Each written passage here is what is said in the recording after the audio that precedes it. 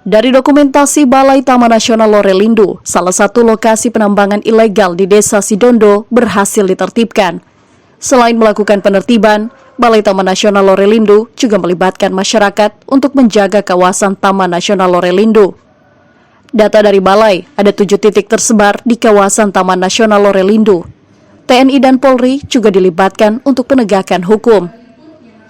Kepala Balai Taman Nasional Lorelindo, Titik Wurdiningsi bilang, masyarakat dilibatkan untuk membantu menjaga kawasan dari kerusakan. Jadi selama ini kita sudah mengadakan pendekatan secara persuasif. Kita patroli itu masih persuasif ya. Kita mengingatkan kepada mereka, ternyata mereka juga masih. Nah sekarang kita coba lagi untuk penegakan hukum. Nah dengan ini akan memberikan, harapan kami dengan adanya penegakan hukum ini bisa memberikan efek jerah dan pembelajaran buat di tempat-tempat yang lain, sehingga kita akan lebih mudah untuk menjaga pengamanan dari perlindungan kawasan Taman Nasional tentunya. Taman Nasional Lorelindo memiliki luas 215 hektar.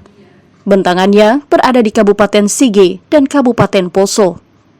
Taman Nasional Lorelindo sendiri telah ditetapkan sebagai cagar biosfer sejak tahun 1977 oleh UNESCO. Aldrim Talara, Kompas TV, Palu, Sulawesi Tengah.